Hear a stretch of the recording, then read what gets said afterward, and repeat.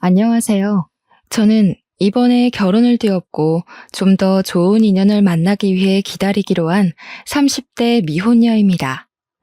저는 이번 파혼을 통해서 사람을 판단하는 잣대는 다양하다고들 하지만 남을 함부로 판단하기 전에 스스로를 돌아볼 필요가 있지 않을까 깨달았어요.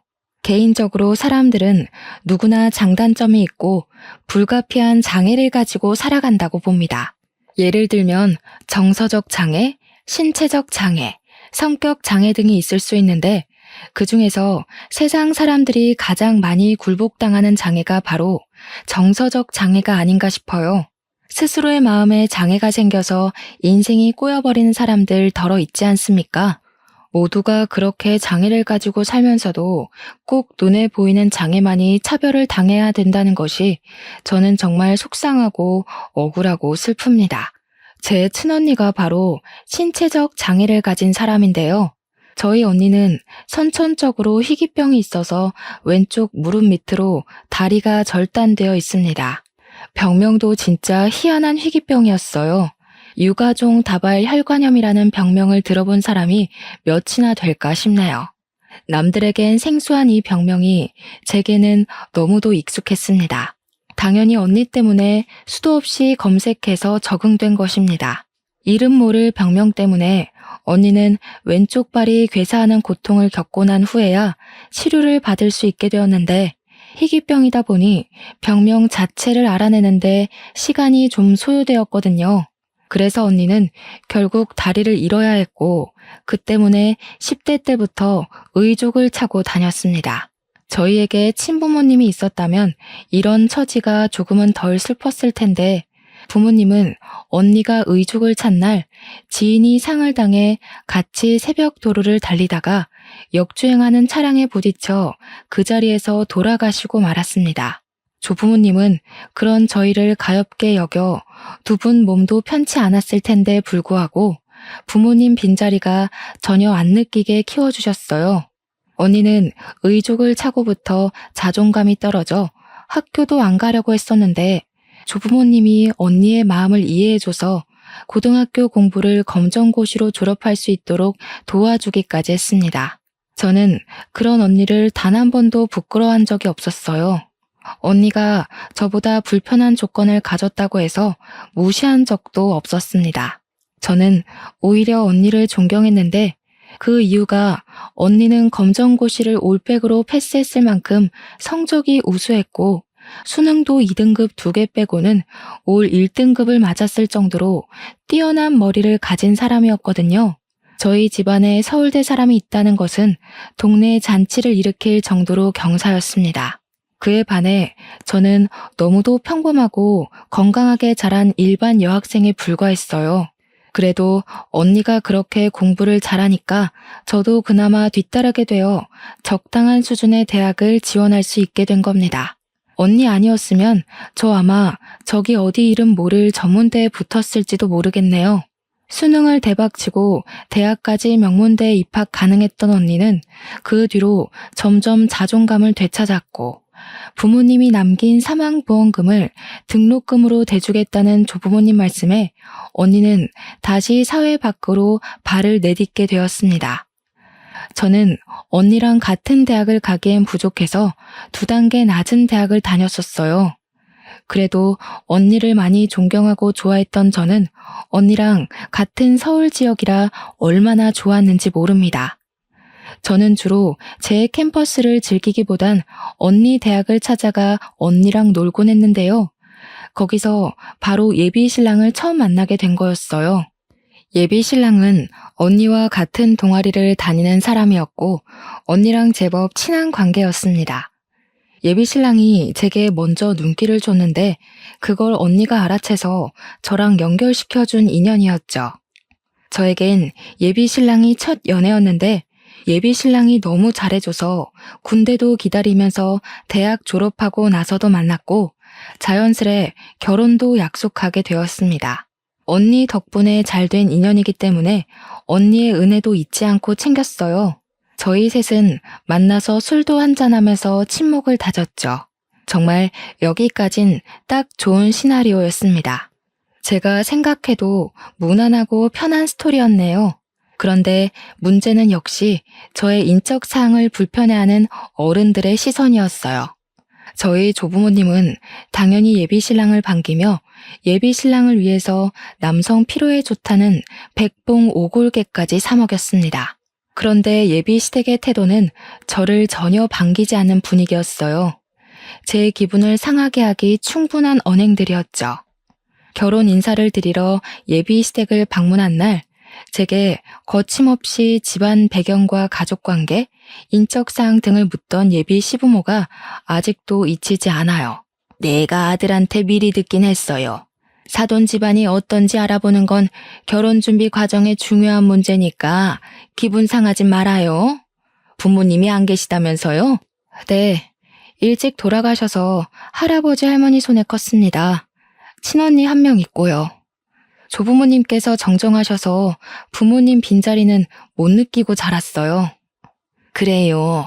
그런데 친언니가 어디 안 좋다고 했던 것 같은데 일반 사람이랑 다르다면서요. 맞나요? 일반 사람이랑 다른 건 없고요. 희귀병을 앓아서 현재 다리가 좀 불편해요. 의족을 차고 다니는데 지금은 잘 적응해서 생활하는 데 불편한 건 없어요. 예비 시부모는 예비 신랑에게 미리 언지를 들었다면서 제게 마치 아무것도 몰랐던 것 마냥 다시 질문을 했어요. 탐탁지 않은 반응까지 대놓고 드러내는 거 아니겠습니까? 제 배경을 안 잊고 하는 것이 표정에서 고스란히 느껴지는데 얼마나 우라가 치밀던지. 살면서 제 친언니가 다리 불편한 사람이라고 말을 해주면 사람들은 딱 3가지로 나뉘어 반응을 해주었는데요. 동정을 표하거나 불쾌해하거나 호의를 베풀거나 이렇게 세 부류가 도드라지게 보이더라고요. 그런데 예비 시부모는 저희 친언니에 대해서 가장 최악인 불쾌감을 표현하고 있었습니다. 그것도 제 앞에서 대놓고요. 이건 저를 무시하는 것 아닌가요? 쉽게는 못 살았겠네. 아무리 지금 적응 잘해서 살고 있다지만 적응 기간이 있었을 것 아니에요. 게다가 희귀병이면 보통 근성으로 치료를 버틴 게 아닐 텐데 고집이 좀 있겠어요? 고집이요? 무슨 논리인지 이해는 잘 안 되지만 끈기 있게 신념을 밀어붙이는 걸 말씀하시는 거라면 맞아요. 우리 언니가 근성 하나는 정말 대단해요. 언니는 언니가 원하는 꿈 다 이루며 살고 있거든요. 제가 제일 존경하는 사람이 저희 친언니예요. 맞아. 엄마, 내가 얘 언니랑 동기였잖아. 같은 동아리 했었는데 그때 나도 얘 언니한테 배운 거 많았어. 뭐 장애인 전형으로 간 거겠지. 장애인 혜택이 워낙 사회에서 유리한 카드로 쓰이니까 너랑 동등한 조건으로 경쟁했다면 모르는 일인 거 아니니? 내가 듣기로는 특수 전형이 커트라인 조금 낮은 걸로 안다. 엄마, 말이 너무 무례하다. 엄마가 그 애 안 만나봐서 그러지. 그 친구 나보다 학과 성적 좋았어. 아무리 그래도 내가 결혼하고 싶은 사람 소개해주는 자리인데 꼭 말을 그렇게 해야겠어? 당황한 예비 신랑이 급히 예비 시모의 말을 막았는데 예비 시부마저 저와 첫 대면이라는 걸 망각했는지 혀를 찢 한번 차고는 예비 신랑에게 눈치를 주는 듯 했습니다. 분위기상 두 분 다 저와 예비 신랑의 관계를 반대하는 입장으로 보였어요. 저는 그 텁텁한 분위기에서 일부러 예비 시부모가 차려준 밥 공기를 깨끗이 비워냈고 예비 시부모가 묻는 말에 숨김없이 모든 걸 다 밝혔어요. 제 집안 사정에 대해 꺼려야 할 부분은 없다고 생각했거든요. 저희 친언니 장애인 전형으로 대학 간 거 맞고 수능 만점 가까이 받은 것도 맞고 서울대 맞는다고 두 분 귀에 톡톡히 때려박아 주었고 심지어 과에서 과탑까지 해 매년 장학생이었다고도 자랑을 했습니다. 그리고 자리를 뜰 때도 씩씩하게 웃으면서 예비 시부모에게 마지막을 기리는 인사말을 했어요. 아무래도 이 결혼은 어려울 것 같습니다. 저는 기본적으로 도량이 넓은 사람들을 좋아하거든요. 그래야 배울 게 있고 존중할 수 있다고. 우물한 개구리는 어울리는 게 아니라고 언니가 그랬어요. 뭐요? 내가 잘못 알아들었나? 지금 결혼을 안 하겠다고 말하는 거예요? 그것까진 이해하겠는데 거절은 해도 우리가 해야지요. 누가 봐도 우리 아들이 손해인 결혼인데 살다 살다 이렇게 웃긴 소린 또 처음이네. 엄마, 내가 말 조심해달라고 했잖아. 미리 말해줬더니 무슨... 나 이 사람 아니면 결혼 같은 거 할 생각 없다고 했지. 빨리 사과해요. 아니야, 사과는 됐어. 나도 이런 분들 모시고 못 살아. 짧은 시간이었지만 밥 맛있게 잘 먹었습니다. 워낙 표정들을 썩히고 계셔서 차일 것 같지만 예의상 인사는 드리는 거예요. 오빠랑 헤어질게요. 안녕히 계세요.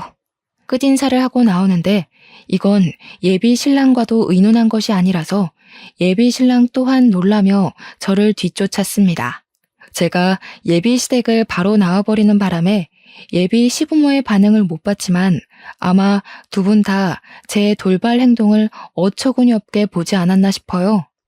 쫓아와서 저를 붙잡은 예비 신랑이 제게 헤어지는 게 무슨 말이냐고 놀라서 따졌는데요. 저는 애써 관리하고 있던 표정을 그제야 드러내며 예비 신랑한테 솔직하게 말했습니다. 오빠 부모님이라서 이 정도로 말하고 넘어가려는 거야. 나 저렇게 사람 함부로 판단하고 무례하게 말하는 사람들이랑 연 안 맺어. 솔직히 너무 기분 나쁘거든? 당장 무릎 꿇리고 사과시키고 싶은 거 오빠 봐서 참은 거라고. 알았어. 알아. 우리 엄마 아빠가 실수했어. 내가 사과할게.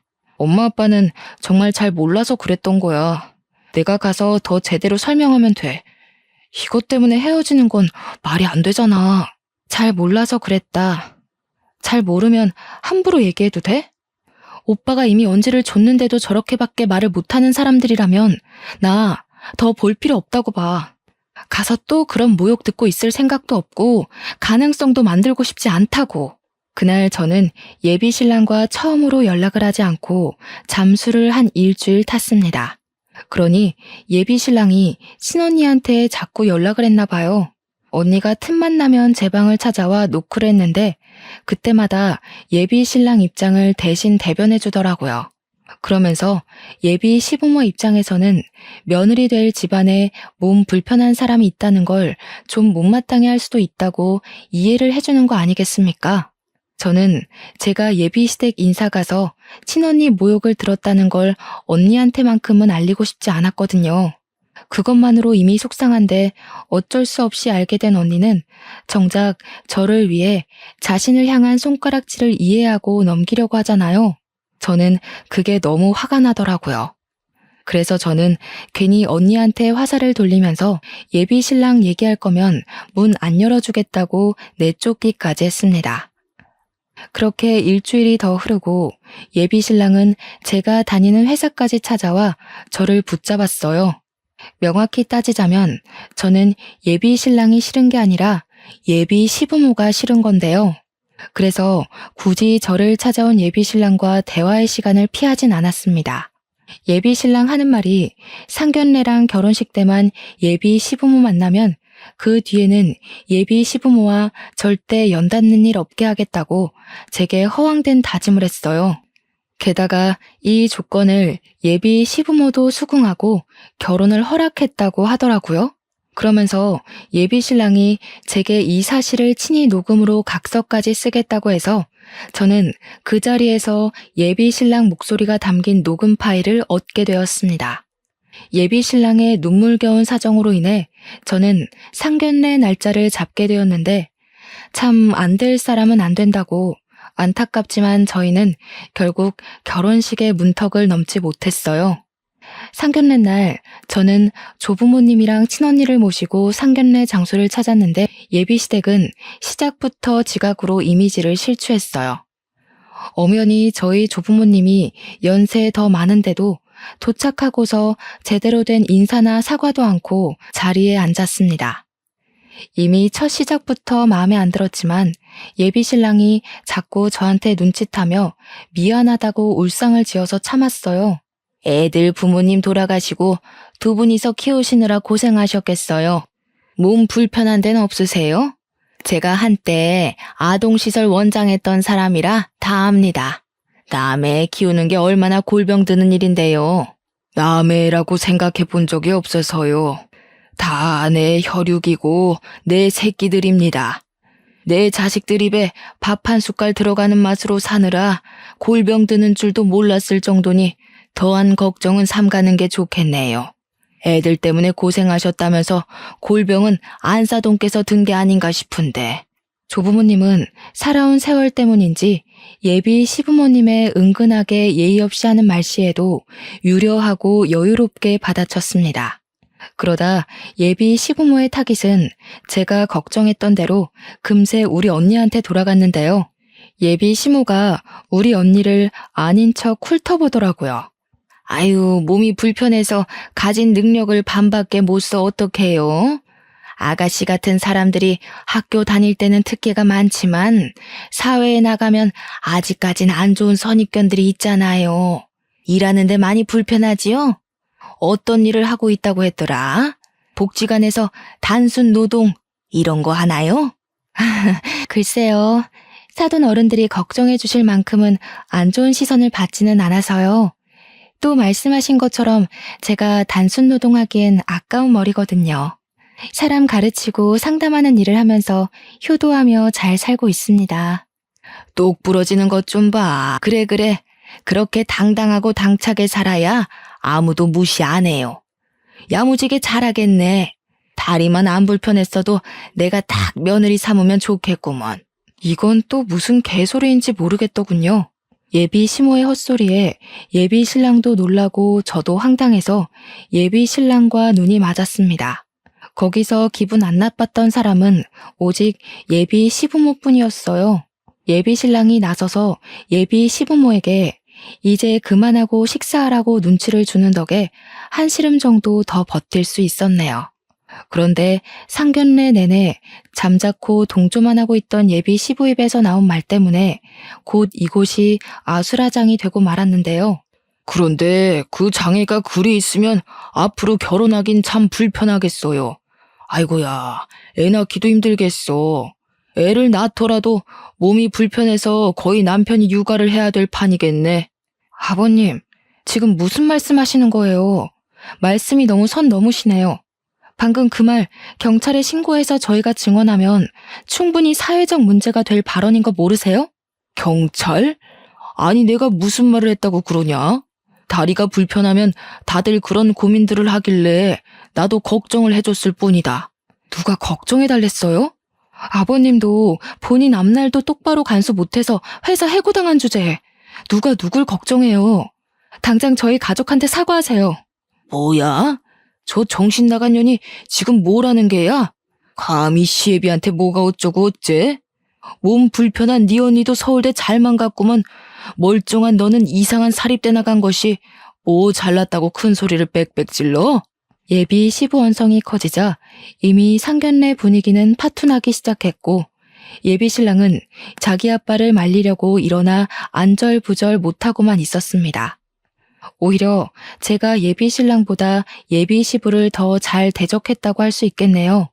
솔직히 그쪽 집안 경제적으로 부모님 없는 저희 집보다도 부족하잖아요. 제가 틀린 말 했나요? 저희 부모님 떳떳하게 성공하시던 사업가셨어요. 돌아가신 다음에도 조부모님이 그 사업을 넘겨받은 덕분에 지금은 제 이름으로 된 건물도 증여해 주셨고요. 그런데 그쪽은 모 같은 성격 때문에 해고까지 당하셨던데 지금 저희한테 낱말할 처지 안 되지 않아요? 말하는 것 좀 봐라. 내가 진작에 이런 집안에 문제 하나 있을 줄 알았다. 내가 고작 저런 며느리 드리겠다고 이 비싼 옷까지 빚내서 빌린 줄 알아? 예끼, 이 결혼 무효다. 잘 먹고 잘 살면 뭐하니? 사람이 건강한 게 최고지. 이보세요. 살아가는데 장애가 더 문제일까요? 돈이 더 문제일까요? 서울대 나온 장남 이용해서 부유한 처가 돈 좀 뜯고 싶었을 텐데 이제 어쩌시게요? 저희는 더 이상 불우윳 도울 생각이 없어졌는데 입 닫고 계셨으면 혼수비라도 아꼈을걸. 제 복을 발로 차내셨네요. 제 말에 예비 시부가 자리에서 벌떡 일어나자 눈에 뵈는 거 없던 저도 따라서 일어났고 그때부터 모든 게 제대로 꼬여버렸습니다. 저는 무섭게 다가오는 예비 시부에게 밥상 위에 있는 생양파를 집어다 얼굴에 냅다 뭉개버렸어요. 그러자 예비 시부가 눈이 매워 소리를 꽥 질렀는데 여기서 예비 신랑 행동이 웃깁니다. 예비 신랑이 1초 전까지만 해도 저와 결혼이 엎어질까봐 전전긍긍하면서 예비 시부를 말렸거든요.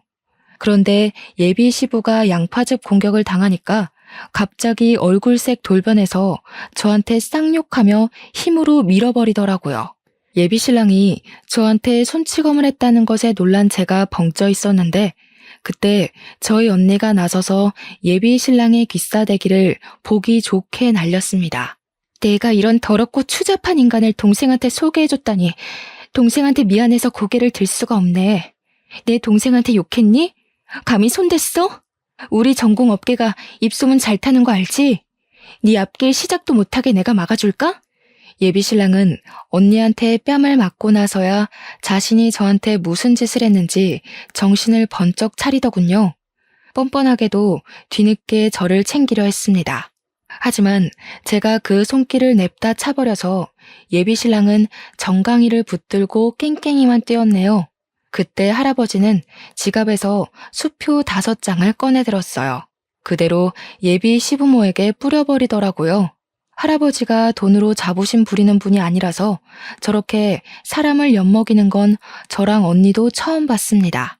이리 경박한 사람들한테 밥 얻어먹었단 소리 하기 싫으니 그 돈 먹고 떨어지고 다시는 내 딸 찾지 마시오. 밥맛 더럽게 없는 사람들이네.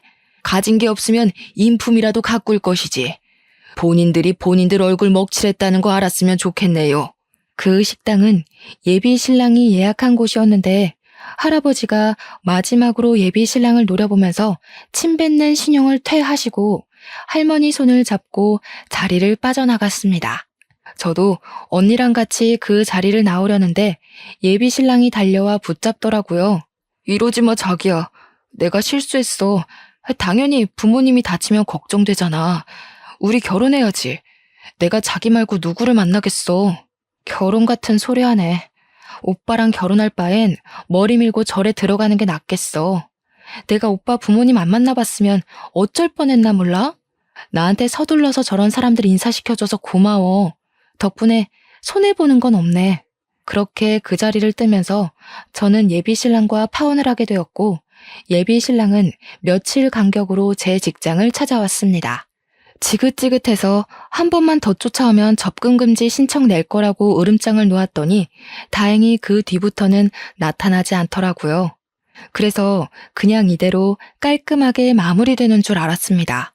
그랬다면 제 기억에서 빨리 잊혀지고 좋았을 텐데 아쉽게도 그들을 또 한 번 마주친 적이 있었는데요. 저희 언니는 서울대를 졸업하고 대학원까지 다니면서 장애인 면접학원의 대표 원장으로 있는데요. 그러니까 여전히 공부하면서 꾸준히 돈까지 버는 성실한 사람이라는 거죠.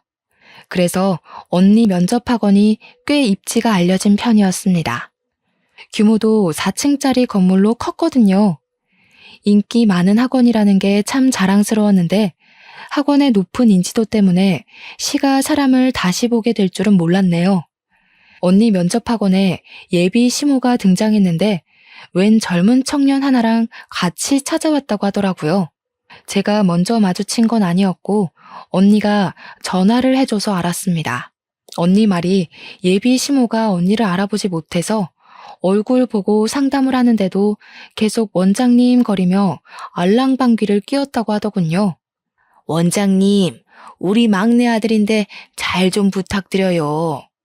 강남에서 제일 유명한 학원이라고 들었어요. 취업률 100% 보장이라고 소문이 자자하더라고요. 저희 아파트가 여기서 20분은 좋게 걸리는 곳인데 거기까지도 이 학원 유명세가 뻗어 있는 거 아시나 모르겠네. 젊은 분이 너무 대단하셔요. 언니가 일찍 예비 시모 얼굴을 똑똑히 기억해서 제게 곧장 연락을 넣어줬기 때문에 제가 언니 학원에 빨리 찾아갈 수 있었는데요.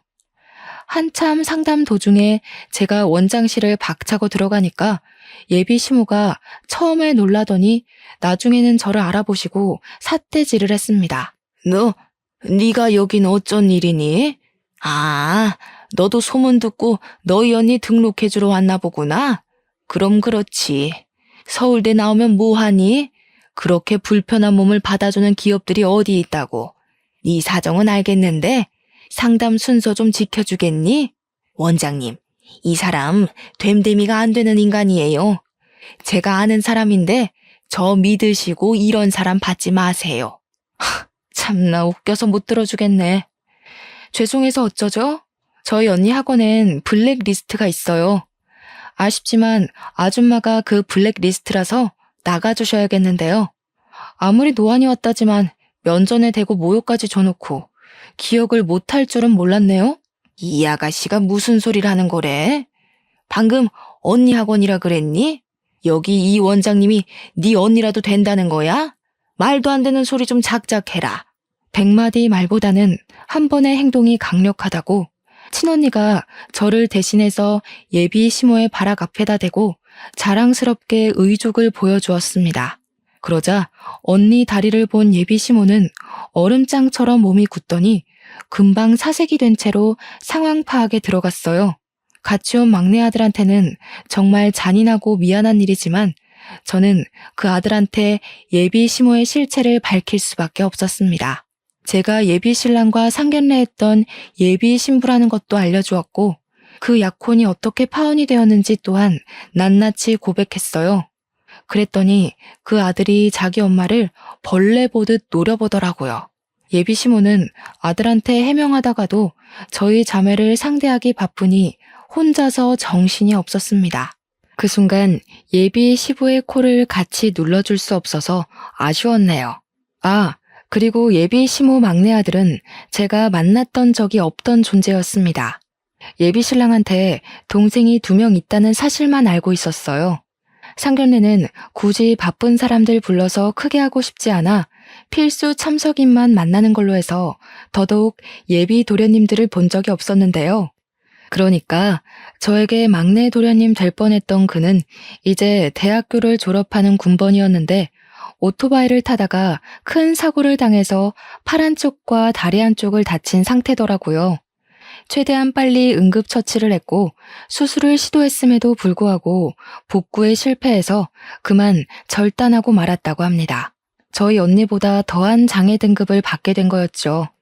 저희 집안에 몸 불편한 사람 있다고 욕하던 시모 입장에선 피 같은 자식이 저희 언니보다 더한 꼴이 된 셈이니 아마 억장이 꽤나 무너졌을 겁니다. 몸 불편한 사람만 보면 바로 사회적 낙인이 찍어버리는 예비 시모 성격이 어디 개과했겠습니까? 자기 자식이니 속으로만 진심을 삭힐 뿐 벌써 남몰래 자기 이미지의 오점이라고 생각했을지도 모르겠네요. 예비 시모가 평소에 얼마나 장애인을 싫어했는지 제가 너무나도 잘 아니까 예비 시모에게 닥친 처지가 그저 천벌받은 것처럼 고소했습니다. 역시 예비 시모 같은 사람은 역지사지가 되어야 소통이 되는 것 같네요. 그래도 자기 아들이 도태되지 않게 어떻게든 사회 일원으로 만들어 보려고 우리 언니 학원을 찾아온 것 같은데 아마 그것도 아들을 위해서라기보단 자기가 주위에서 받을 시선과 뒷말 때문에 길을 쓰고 학원을 알아보는 게 아닌가 싶습니다. 진작에 하늘이 무서운 줄 알고 행동을 삼갔다면 자기 아들한테 그리 추한 꼴을 안 당했을 거 아닙니까? 이런 걸 자업자득이라고 하겠죠. 말씨름을 하던 도중 갑자기 불현듯 상견례 때 일이 떠오르더라고요.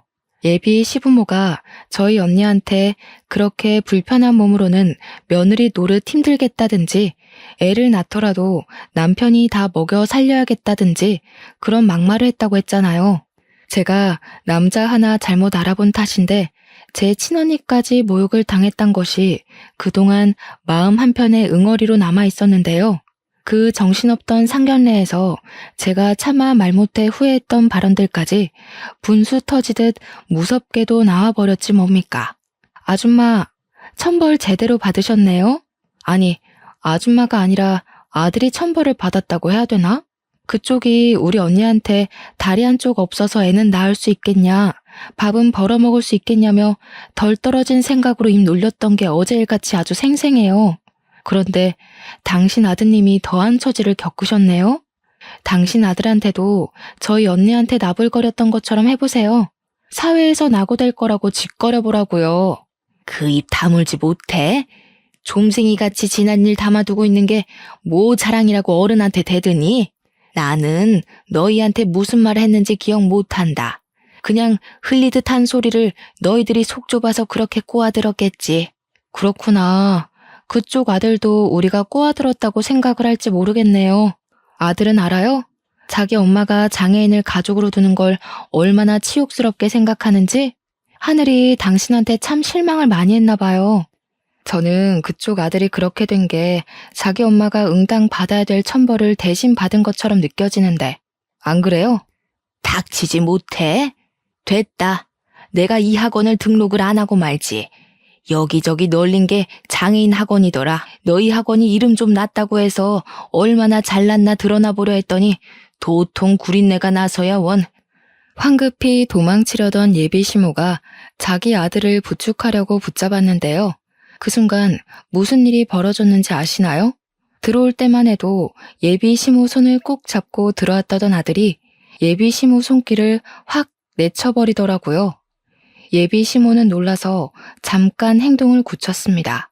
원장실까지 오면서 지나쳤던 수많은 수강생들 보고 나는 저런 사람들이랑 다르다고 얘기한 것도 전부 몸 불편한 사람들을 무시해서 그런 거였어? 엄마도 엄마 아들이 이렇게 된 거 부정하고 싶은 거지? 내가 창피한 거 아니야? 아니야. 그런 거 아니야, 아들. 엄마는 네가 얼마나 훌륭한 사람인지 아는데 네가 다치면서 용기를 잃었을까 봐 걱정돼서 그런 말 했던 거야. 내 자식인데 창피하긴 뭐가 창피해. 그러게 평소에 마음 좀 곱게 쓰셨어야지. 앞으로 아드님 앞길은 당신이 다 망치게 될 거야. 세상에 정상 비정상으로 나뉘는 사람이 없다는 걸 이젠 이해하시겠어요? 가슴 아프게 아드님까지 비정상으로 보는 건 아니길 바랄게요. 제 말이 끝나자마자 예비 시모 아들 눈에서 눈물이 주르륵 흘렀는데 제가 말을 심하게 하긴 했던지라 상처를 꽤나 받았을 것 같더라고요. 당연히 저도 마음이 좋지 않았습니다. 지켜보고 있던 친언니도 몸 아픈 아들이 마음까지 다치는 걸 원치 않았을 거예요. 그런데 그렇게까지 해주지 않으면 예비 시모는 다른 곳에 가서 같은 실수를 하게 될까봐 그만 선을 그어주고 싶었습니다. 예비 시모도 자기 아들이 우니까 가슴이 아프긴 했나 봐요. 자글자글한 얼굴에 흐르는 눈물을 훔치면서도 본래 성격을 감추지 못해 저와 친언니를 향해 삿대질을 했습니다. 너희들이 뭘 안다고 우리 애에 대해서 함부로 짓거려? 돈 많다고 이런 강남에 학원 차렸나 본데 면접학원 유명하대서 왔다더만 이거 순 사기꾼들이잖아. 너네 같은 정신머리로 어떻게 취업 성공을 보장한다는 거야? 난 절대 못 믿는다. 예비 시모는 원장실 밖으로 소리가 새어나갈 만큼 크게 고성을 내질렀습니다. 근데 의외로 아들이 예비 시모의 강력한 거부에도 버티고 앉아서는 꼭 우리 학원에 등록하고 싶다고, 여기 아니면 다른 학원은 안 가겠다고 쐐기를 박더라고요. 예비 시모는 아들한테 두 번째로 거부당하자 이젠 아들에게까지 목소리 높여 혼을 냈습니다. 당장 일어나라면서 힘을 쓰기도 했는데 아무래도 아들이 신체적 결함 때문인지 예비 시모의 힘을 이기지 못하더라고요. 그 모습을 보는데 얼마나 안타깝던지. 예비 시모는 자기 아들한테 눈총을 받는 와중에도 저희에게 고개 빳빳이 들며 자신의 잘못을 모르는 태도를 보였습니다. 싹싹 빌어도 모자랄 판에 상황 판단력이 얼마나 낮으면 우리한테 큰 소리를 치는 건지 모르겠네요. 아무튼 아무리 봐도 자존심만 세고 지능이 덜 떨어진 아줌마임은 확실한 듯 합니다. 지켜보던 친언니 또한 예비 시모의 막무가내 행동을 더는 듣고만 있을 수가 없었나 봐요. 자기 아들을 잡아당기는 예비 시모에게 친언니가 따끔한 소리를 해줬는데요. 저는 살아온 날에서 절반을 희귀병으로 고통받다가 다리를 잃었어요. 장애인이라는 타이틀에 제 존재가 가둬지는 느낌도 많이 받았고요. 열심히 공부해서 서울대 나와봤자 장애가 있다고 한다면 다들 그 편협한 시선으로 저를 판단하곤 하더라고요. 그쪽처럼 말이에요. 예비 시모가 친언니의 말을 무시하고 자기 아들을 무작정 데리고 나가려고만 했는데 오히려 아들이 알아서 버텨주면서 친언니의 말을 집중해서 들었습니다. 그런데 그거 알아요? 나와 달리 당신 아들은 하루아침에 신체 일부를 잃었어요. 당신 아들은 나보다 수천 배는 더 힘들 거란 얘기예요. 아드님은 일반인으로 살아온 기억이 훨씬 생생할 거고 앞으로는 온전한 두 다리로 땅을 걸었던 기억들을 꿈속에만 느껴야 하니까요. 거기서 오는 고통을 당신은 죽었다 깨어나도 모르겠죠. 아주 저주를 할 생각인 거니? 자매가 둘이서 쌍으로 사람 잘도 갈고 마는구나. 내 아들 힘든 거 내가 왜 몰라? 20여 년을 넘게 내가 끼고 살았어. 누구보다 내가 제일 잘 이해하고 잘 알아준다고. 내가 당신 아들을 수강생으로 받지 않는 이날을 똑똑히 기억했으면 좋겠어요. 당신이 나한테 상견례 날 보여준 그 수치심을 그쪽 아들이 대신해서 100%다 느껴봤으면 하거든요. 그러면 덩달아 아줌마도 느끼는 게 있지 않겠어요? 그리고 마지막으로 원장으로서 조언 하나만 할게요. 아들 살리고 싶으면 당신 먼저 정신치료 받으세요. 부모가 그 모양인데 자식이 바르게 살길 바라는 건 욕심입니다. 차분한 친언니의 반박에 예비 시모는 그제야 자기 아들을 붙잡고 있던 손에 힘을 풀었습니다. 갑자기 태세 전환하더니 제게 다가와 손을 잡고 불쌍한 표정으로 말하더군요. 내가 이리 부탁한다. 그래도 한때 우리 아들 사랑했잖니. 그때의 인정을 생각해서라도 우리 막내 한 번만 봐줘. 불쌍한 내 아들 어미 잘못 만나서 이렇게 고생하는 꼴 못 본다. 제발 부탁이야. 내가 첫째한테 잘 얘기해서 너랑 다시 결혼할 수 있게 자리 마련해 볼게. 그러니까. 예비 시모의 말이 너무 가소로워서 저도 모르게 웃음이 하하 터져버렸습니다. 어이가 없어서 늙고 거친 그 손을 탁 쳐내버렸죠. 아줌마, 뭔가 오해하고 있는 것 같아요. 그쪽 아들이 날 찬 게 아니라 내가 그쪽 집안을 내다 버린 거예요. 아드님이 제 회사까지 찾아와서 매달린 건 말 안 했나 봐요? 난 아줌마같이 몰상식하고 편협한 시선으로 다른 사람 욕하는 인간들을 세상에서 제일 싫어해요. 제일 한심해. 하필이면 결혼 상대로 그런 집안과 엮일 줄은 몰랐지만 상견례에서 알게 된 것도 엄청난 천운으로 생각하려고요. 그래, 마음껏 비웃고 마음껏 욕해라. 내가 어떻게 하면 우리 애 좀 살려주겠니? 무릎이라도 꿇을까? 그러면 너희들 속이 좀 시원하겠어? 책임 전가하려고 하지 마세요. 어미 잘못 만나서 아들내미 고생하는 거 저희가 알 게 뭔가요? 사정 안 봐주는 거 아줌마 특기 아니에요? 아무리 생각해봐도 내가 그쪽을 도울 이유가 없어요. 아들한테 더 추한 꼴 보이고 싶은 거 아니면 이쯤 나가는 게 좋을 것 같은데 여기서 더 가면 아드님이 그쪽 안 보고 살 것 같아요. 이미 예비 시모 아들은 예비 시모 때문에 자기 인생을 체념한 표정을 짓고 있었습니다. 저희 학원에 반드시 등록하겠다던 욕망도 사라지고 없었어요. 아들이 먼저 원장실 문을 나가자 예비 시모는 또다시 돌변하여 저를 확 밀어버렸는데요. 다행인 건 등 뒤로 벽이 있는 덕분에 넘어지진 않았다는 겁니다. 사람 참 안 변하지 않습니까? 눈앞에서 자기 아들이 눈물까지 보였고 자기 아들한테 치부까지 드러났으면 반성 좀 할 법한데 여전하더라고요. 이래서 아닌 사람은 끝까지 아니라는 소리 듣는 겁니다. 저랑 친언니는 예비 시모를 그대로 내쫓아버렸고 저는 예비 시모를 끝까지 쫓아가서 우리 언니 학원에 물 흐리지 말고 꺼지라고 소금 대신 물을 뿌려줬습니다.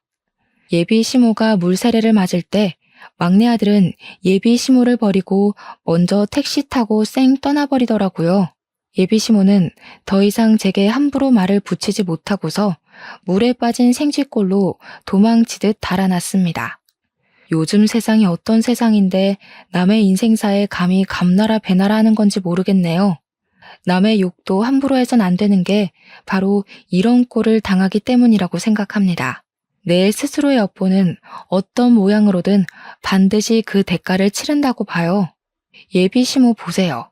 저희 집안에 몸 불편한 사람 있다고 욕하더니 결국 되돌려 받은 셈이잖아요. 예비 신랑이 괜찮은 사람이라고 해봤자 저런 부모 밑에서 자랐는데 얼마나 괜찮을 수 있겠습니까? 그래봤자 제 부모의 제 자식이 아니겠어요? 저는 이 결혼을 시작도 해보기 전에 실체를 낱낱이 드러내고 다퉈본 걸 천만다행으로 생각합니다. 아마 하늘도 우리 편이었던 게 아닌가 싶어요. 비록 모든 게 저 때문에 일어난 불상사였지만 이 일을 통해서 친언니가 면접학원에 쓰일 좋은 소스를 오래간만에 깨우쳤다고 좋아하더라고요. 이것 또한 삶의 경험이라 반갑게 느낄 뿐이라네요. 언니는 그간 제가 몰랐던 고통을 남 모르게 많이 겪었을 거잖아요.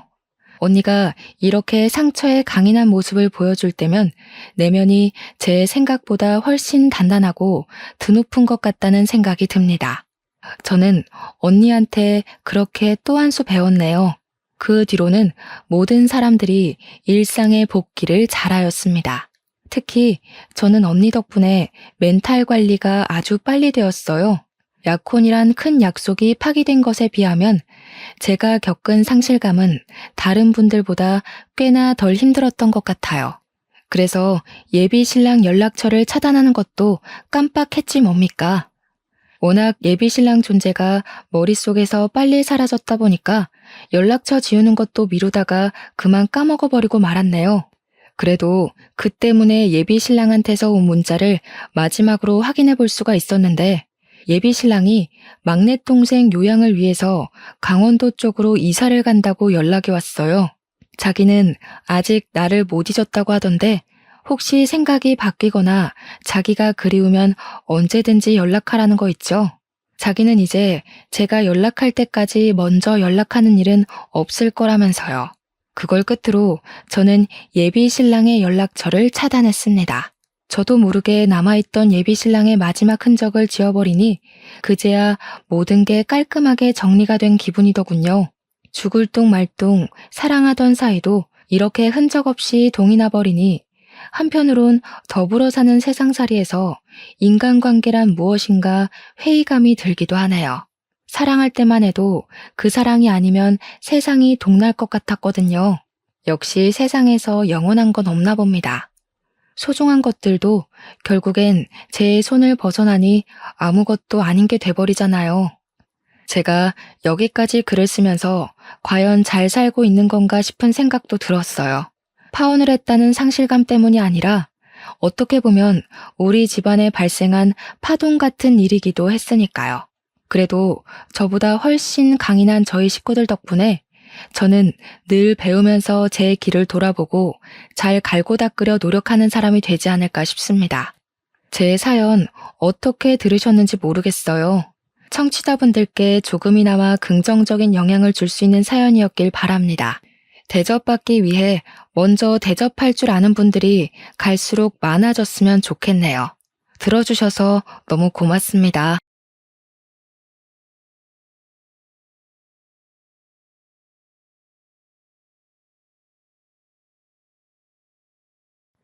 안녕하세요.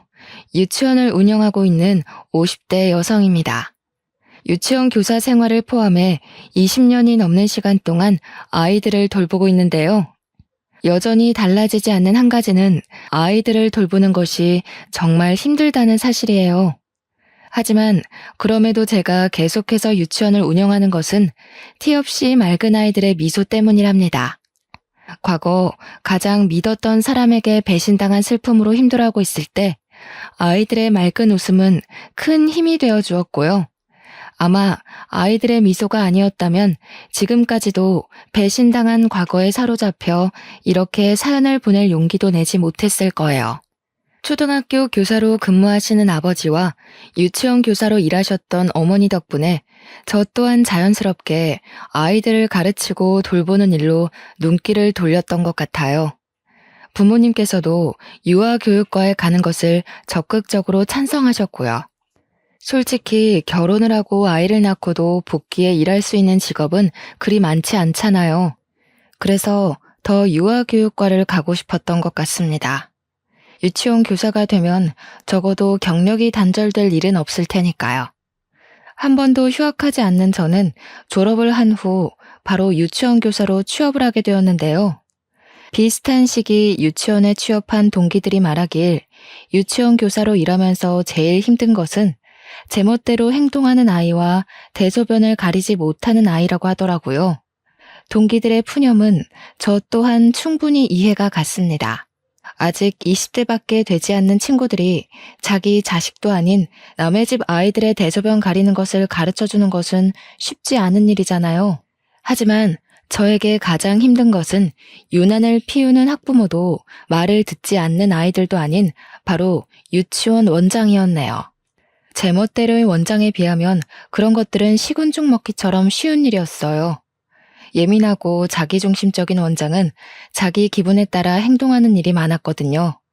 기분이 좋은 날이면 유치원 교사들에게 커피를 돌리는 등의 선행을 보이기도 했지만 기분이 안 좋은 날이면 창틀에 앉은 먼지 하나에도 꼬투리를 잡으며 늦게까지 잔소리를 늘어놓았어요.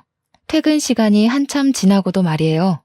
원장은 대체로 모든 유치원 교사를 마음에 들어하지 않았지만 그 중에서도 제일 마음에 들어하지 않는 것은 바로 저였습니다. 아무리 제멋대로인 원장이라 할지라도 몇십 년의 경력을 가진 베테랑급 교사들에게 난리를 피우고 싶지는 않았겠죠. 이기적이고 아이들을 좋아하지 않는 원장의 유치원이 학부모들 사이에서 입소문이 난 데에는 기존 유치원 교사들의 도움이 컸을 테니까요. 입사한 지 한 달도 안 돼 실수가 잦은 저는 원장의 먹잇감이 되기 일쑤였습니다. 항상 안 잊고 온 눈으로 쳐다보는 원장 때문에 출근을 하는 것이 아닌 살얼음판을 걷는 것 같은 기분이 들 때도 있었죠. 놀이터에서 놀던 아이가 넘어지기라도 하는 날엔 원장은 불같이 화를 내며 자기 방에 청소를 시켰고요.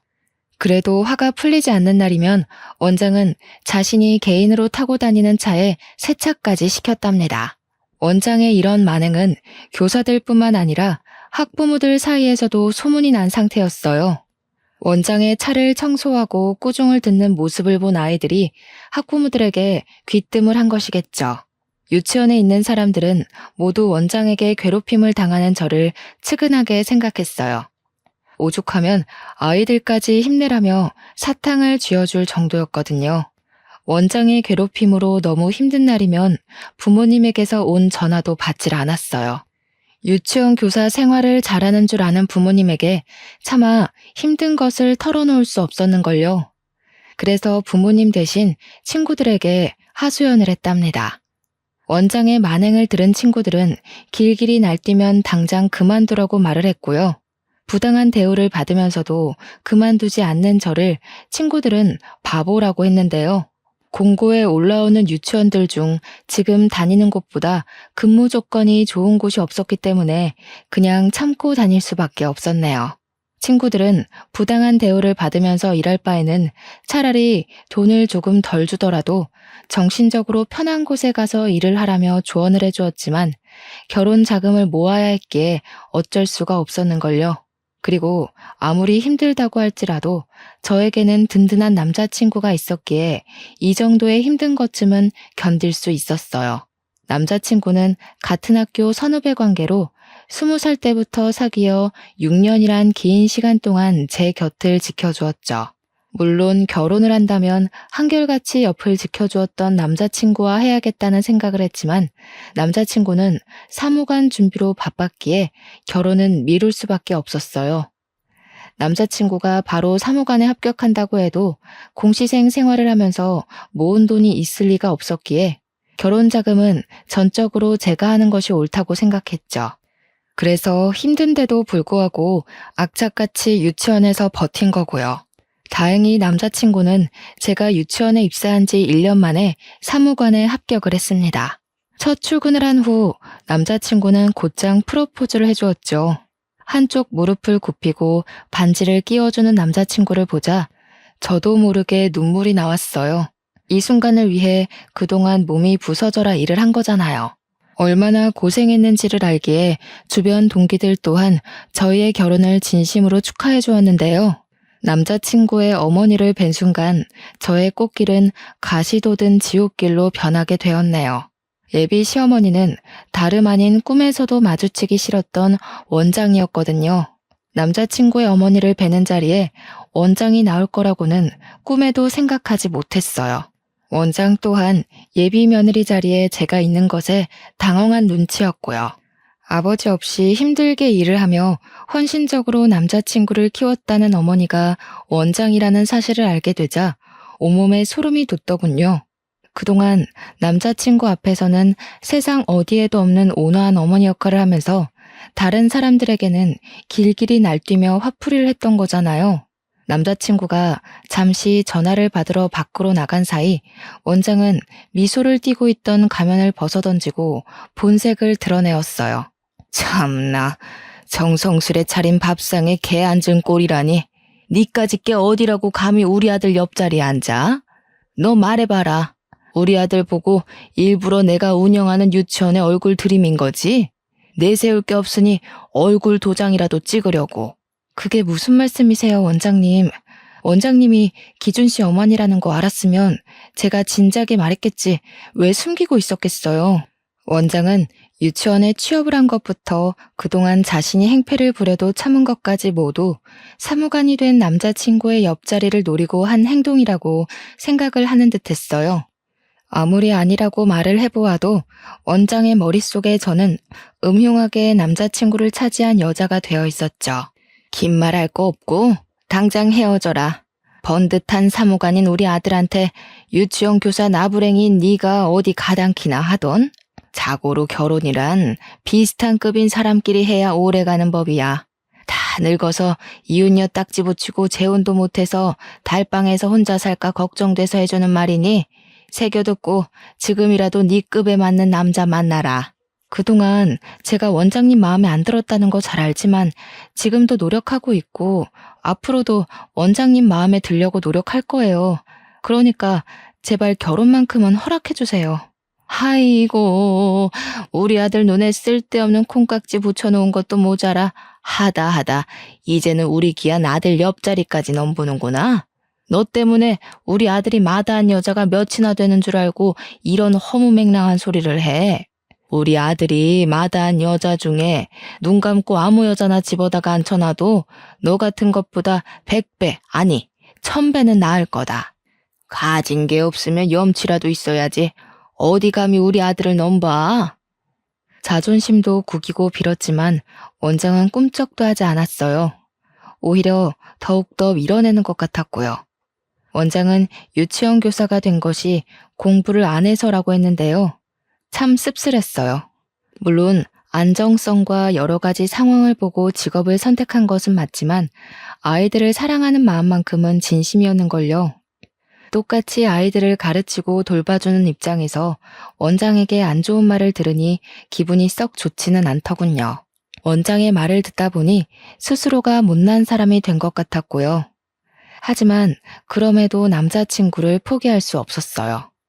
그래서 원장에게 저희의 결혼을 허락해달라 싹싹 빌 수밖에 없었습니다. 눈물까지 보이며 빌었던 것이 효과가 있었는지 원장은 못마땅한 눈으로 쳐다보면서도 결혼만큼은 허락한다고 말했어요. 대신 원장의 말이라면 무조건 따라야 한다는 이상한 조건이 걸리긴 했지만 왜 그런 말이 있잖아요. 사랑하면 약자가 된다는. 남들이 보기에는 저를 바보같이 봤을 수도 있어요. 남자친구에게 말을 해서 합의를 봐도 되는 일이니까요. 생각해보면 겁이 났던 것 같습니다. 아버지도 없이 혼자서 자신을 길러준 어머니에게 남자친구는 깊은 애정을 가지고 있었거든요. 물론 남자친구의 사랑이 깊기는 했지만 그럼에도 어머니에 대한 사랑을 이길 수 있는 것은 아니니까요. 우여곡절 끝에 결혼을 한 후 저희 부부는 유치원과 가까운 곳에 구축 아파트에 신혼집을 마련하게 되었답니다. 아파트의 전세금은 전부 제가 모은 돈으로 해결을 했는데요. 남편은 그게 퍽 미안했는지 월급의 70%를 건네주더군요. 그동안 뒷바라지하느라 고생했으니 앞으로 자신이 호강시켜주겠다면서요. 물론 부잣집처럼 호화로운 생활을 할 수 있는 정도의 돈은 아니었지만 그럼에도 행복했네요. 아무리 사랑하는 사이라고 해도 월급의 대부분을 넘겨주는 것이 쉬운 일은 아니잖아요. 결혼 후 남편은 유치원 교사 일을 쉬길 원했습니다. 유치원 교사 생활을 하면서 힘들어한 것을 제일 옆에서 지켜봤으니 그럴 만도 했죠. 저 또한 기회만 된다면 퇴사는 아니더라도 잠시 일을 쉬면서 한숨을 돌리고 싶었어요. 그렇지만 그러기 위해서는 시어머니라는 큰 산을 넘어야 했기에 잠시 쉬고 싶다는 이야기를 쉽게 꺼내지 못했네요. 결혼 후 행복하지 않은 점을 꼽으라고 하면 그건 바로 퇴근하면 신경 쓰지 않아도 될 원장님이 시어머니가 되었다는 점이었어요. 신혼여행에서 돌아오자 시어머니께서는 작정을 하신 듯 여기저기 끌고 다니며 부려먹기 시작했는걸요. 다른 동료분들이라도 있으면 좋으련만 짜고 친 것처럼 모두 개인적인 사정으로 자리에 안 계셨기에 어쩔 수 없이 시어머니의 질타를 그대로 받아야 했습니다. 물론 동료분들의 빈자리를 임시교사 선생님들께서 메꾸어 주시긴 했지만 초보이신 분들에게 아이들의 케어를 전적으로 맡길 수 없었기에 몸은 2배로 바쁠 수밖에 없었죠. 그렇게 몸이 부서지는 줄도 모르게 시간은 흘러가고 잠시 쉬고 있을 때였어요. 밀려있던 답장들을 하며 앉아있던 차 시어머니께서는 자신의 방으로 저를 부르셨습니다. 방으로 가니 시어머니께서는 뜻밖의 이야기를 꺼내시더군요. 집안이며 학벌이며 잘난 게 없으면 빨리 애라도 낳아서 우리 아들 대일 생각을 해야지. 다른 교사들 복귀하는 대로 사표 내고 애부터 가질 생각해라. 네? 그럼 그만두고 가정주부를 하라는 말씀이세요? 당황스러웠습니다. 시어머니라면 당연히 맞벌이를 하라고 말씀하실 줄 알았거든요. 쉬지도 않고 맞벌이를 하라는 말을 들어도 서러울 테지만 아무런 언질도 없이 일을 그만두라니 이건 이거대로 서운하더라고요. 아무리 아이가 중요하다고 해도 그만두고 나면 그동안 쌓았던 경력이 모두 없어지는 거잖아요. 그래서 시어머니에게 차분히 저희 부부의 생각을 말씀드렸죠. 물론 언젠가 아이를 갖긴 할 테지만 지금은 신혼생활을 즐기고 싶다고요. 예, 너는 지금 드라마 찍니? 너희 나이가 몇인데 신혼생활이야. 당장 애 가질 생각부터 해야지. 임신하려면 여자 나이가 얼마나 중요한데. 지금 너처럼 신혼생활 즐기겠다고 애 계획 미루다. 자연 임신 불가 판정받고 시험관이며 인공수정이며 하려고 병원 오가는 부부 보는 게 어디 한두 번이었는지 아니? 자고로 1살이라도 어릴 때 임신을 해야 애 머리가 좋은 법이야. 군말하지 말고 당장 이번 연도에 임신할 계획부터 세워라. 아이 문제는 혼자서 결정할 수 있는 일이 아닌 것 같아서요. 남편하고 상의하고 다시 말씀드릴게요.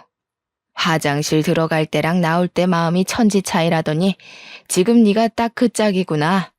간이고 쓸개고 내줄 것처럼 구는 게 하도 딱해서 사람 인생 구하는 셈치고 우리 아들이랑 결혼시켜줬더니 어디 지금 와서 딴소리야?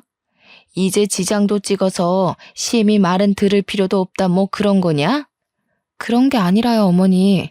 아직 결혼한 지 1달도 안 돼서 아이 먼저 말씀하시니 당황스러워서 그랬어요. 그런 뜻으로 말씀드린 건 아닌데 불쾌하셨다면 죄송해요. 이해해보려고 했지만 솔직히 시어머니의 행동을 이해할 수는 없었어요. 물론 저희 부부 둘 다 아이를 좋아하긴 했지만 결혼한 지 1달도 안 된 신혼부부에게 직장도 포기하고 아이부터 가지라고 하다뇨. 다짜고짜 2세 계획을 강요하는 시어머니의 모습은 이해는 물론 받아들일 수도 없었습니다. 그래서 남편에게 조심스레 시어머니와 있던 일을 말하게 된 것이고요. 제 말을 듣자 남편은 시어머니가 왜 그러는지 설명을 해주었어요. 알고 보니 일찍 돌아가신 시아버지에게는 3명의 형제분이 있었는데요. 놀랍게도 3분 모두 어떻게든 자식을 보려 했었지만 자식을 보지 못하셨다고 해요. 시아버지 또한 자식을 보기 위해 40이 넘은 나이에 간신히 남편을 보게 된 것이었고요. 집안 내력을 알고 있는 시어머니께서는 집안의 대가 끊길까 걱정하신 것이었죠. 남편의 이야기를 듣고 보니 시어머니께서 왜 그렇게 아이에 대해 집착을 하게 되었는지 이해가 갔어요. 그렇지만 시어머니의 행동을 이해한다고 해서 바로 아이를 가질 계획을 세우는 것은 아니었어요. 저희 부부 둘 다 아직은 20대였기에 아이를 가져야 된다는 의무감보다는 인생에 다시는 없을 신혼생활을 단둘이서 즐기고 싶었거든요. 하지만 결혼 후 1년이 지나고 2년이 지나고 눈 깜짝할 사이에 저희 부부는 30대에 접어들었는데요. 30대에 접어들어 주변에서 아이들의 돌잔치와 출산 선물을 보내고 나니 서서히 불안감을 느끼게 되더군요. 그래서 뒤늦게 아이를 갖기 위해 팔을 걷어붙이게 된 것이고요. 술을 좋아하는 남편은 2세 계획을 세운 후부터 금주를 했고, 자전거 타기 같은 격한 운동을 좋아하는 저는 요가를 하며 2세를 가지기 위해 노력을 했죠. 아이를 갖기 위해 열심히 노력하긴 했지만 어찌된 영문인지 아이는 저희 부부에게 찾아오지 않았습니다. 1살이라도 어릴 때였다면 언젠가는 생기겠지라 편하게 마음을 먹었을 테지만 나이가 나인지라 병원을 찾아가게 되었죠.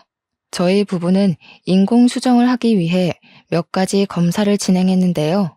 아무 이상이 없는 저와 다르게 남편은 불임 판정을 받고 말았죠. 검사 결과를 받은 후 저희 부부는 며칠간 대화도 단절한 채 충격에 빠져 있었어요. 그리고 며칠 후 시어머니에게는 비밀로 하자면서 남편이 먼저 이야기를 꺼내더군요. 자신을 쏙 빼닮은 아이를 가지고 싶어 하던 남편의 바람과 대를 이어가는 걸 누구보다 중요하게 생각하는 시어머니의 집착 모두를 알기에 그저 남편의 뜻을 따를 수밖에 없었네요. 괜찮은 척하기는 했지만 남편이 밤마다 베개를 적시며 힘들어하는 것을 알았기에 조용히 남편의 등을 두드려 줄 수밖에 없었습니다. 그런데 착잡한 마음으로 출근한 다음 날 시어머니는 대뜸 이혼 신고서를 내밀며 남편과 당장 헤어지라는 말을 하더군요. 뭔가 오해를 하시는 시어머니에게 변명을 하려고 했지만 시어머니는 그럴 틈도 주지 않으셨습니다. 못된 것, 불임인 걸 속이고 우리 아들하고 결혼을 해? 눈에 차지도 않는 걸 억지로 참으면서 결혼까지 시켜줬더니 네가 이런 식으로 내 뒤통수를 치는구나. 이래서 집안에 사람이 잘 들어야 된다고 하는 건데. 시어머니는 남편이 아닌 제가 불임이라고 생각하는 모양이었어요. 시어머니가 왜 그렇게 확신하는지는 말하지 않아도 딱 알 수 있었습니다. 빨리 아이를 갖기 바라는 시어머니의 극성을 견디지 못한 남편이 제가 불임이라고 둘러댄 것이 분명했거든요. 책상 위에 온갖 물건을 던지는 시어머니의 폭력적인 행동 앞에서 한숨부터 나오더군요. 아무리 아니라고 해도 시어머니가 그 말을 믿을 리가 없잖아요. 그래서 변명을 하는 것이 아닌 그저 가만히 있을 수밖에 없었는데요. 시어머니는 그게 더 마음에 들지 않는지 길길이 날뛰며 화를 내셨습니다. 애도 못 낳는 주제에 날고기는 여자들 다 제치고 부뚜막에 올라가서 죽까지 써? 나는 귀한 우리 아들 옆에 알맹이도 없는 빈 상자가 떡하니 자리 차지하고 있는 꼴 못 본다. 아무리 우리 아들이 탐나도 그렇지 불임인 주제에 손귀한 집에 며느리로 들어오다니 네가 제정신이냐? 긴 말할 거 없고 당장 이혼부터 해라. 이혼하라는 말을 끝으로 저는 원장실에서 쫓겨나듯이 나오게 되었어요. 너무나 갑작스럽게 이루어진 일에 문 앞에 서 있자 문득 그런 생각이 들더라고요. 남편이 너무하다는 생각 말이에요.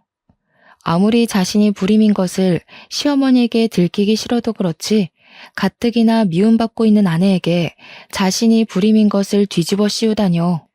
이해해보려고 했지만 남편의 행동은 도저히 이해가 되지 않았는걸요. 그래서 퇴근 후 집에 들어온 남편에게 따지게 되었어요. 당신 진짜 너무하다. 아무리 자기 불임인 거 말하기 싫다고 해도 그렇지.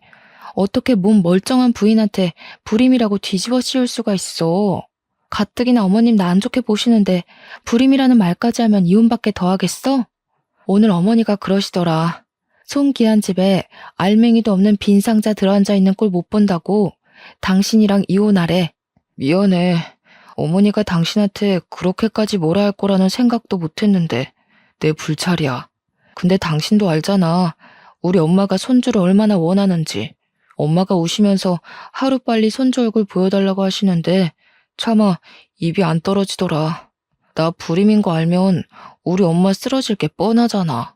그럼 나한테 먼저 말을 했으면 됐잖아. 혼자서 끙끙 앓다가 어머님한테 거짓말이나 하고. 당신 마음은 충분히 알지만 이대로 가다간 졸지에 잘 살고 있는 우리 둘 이혼하게 생겼어. 내 생각이 짧았던 것 같아. 아무리 입이 안 떨어져도 당신까지 끼어들겠으면 안 됐는데. 엄마한테는 내가 잘 말할 테니까 당신은 조금만 기다려줘. 당신한테 절대 피해 안 가도록 내가 엄마한테 잘 말해놓을게. 시어머니에게 온갖 치욕스러운 말을 들었을 때만 하더라도 남편에게 따지고 싶었지만 막상 남편의 풀죽은 모습을 보니 그렇게 못하겠더군요. 가장 현실을 받아들이지 못하는 당사자 또한 남편일 테니까요. 그래서 한동안 시어머니에게 남편이 불임인 것을 숨기기로 했답니다. 부부의 치부까지 눈감아주는 것이 진정한 사랑이라고 생각했거든요. 남편은 시어머니를 찾아가 저를 괴롭히지 말라고 신신당부를 한 모양이었지만 그럴수록 시어머니의 행패는 더 심해졌습니다. 요망한 것이 자신의 아들을 홀려서 대를 끊어놓는다며 입에 담지도 못할 말을 하면서요. 그렇게 시어머니의 행패로 심신이 지쳐갈 때쯤 유치원에서는 새로운 아기가 들어오게 되었어요. 아이는 동네에서 폐지 줍기로 유명한 할아버지의 손주였죠. 딱 보기에도 경제적으로 부족해 보이는 아이가 저희 유치원에 입학하다니 처음에는 의문이 들었어요. 저희 유치원은 소수 정원만 받는 사립 유치원이다 보니 다달이 내는 돈이 만만치 않았거든요. 아이는 세탁이 잘 되지 않은 옷을 일주일 내내 입는 것은 물론이거니와 식사 예절 또한 전혀 배우지 못해 수저가 아닌 손으로 밥을 집어먹기 일쑤였는데요. 아이의 상태가 이렇다 보니 다른 유치원 아이들은 점점 그 아이를 피하더군요. 앞에서는 모두들 친하게 지내라 말을 하기는 했지만 선생인 저희들이 보기에도 부족한데 다른 유치원 아이들은 오죽할까라는 생각도 들었죠. 이쯤 되니 남들의 이목을 가장 중요하게 생각하는 시어머니가 무슨 생각으로 아이를 입학시켰는지 의문이 들었어요. 그래서 시어머니에게 욕을 먹을 각오를 하고 물어보게 된 것이고요. 말을 들어보니 시어머니는 아이의 할아버지에게 평소 받는 비용의 2배 이상을 받고 있었습니다. 시어머니의 만행을 알고 나니 소름이 돋더군요.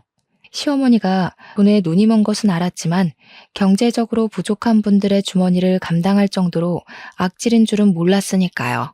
그래서 결심하게 되었죠. 교사의 도리로 아이가 유치원에 다닐 동안만이라도 사랑과 존중으로 아이를 가르쳐야겠다고요. 제일 먼저 한 것은 한글을 가르쳐주는 것이었어요.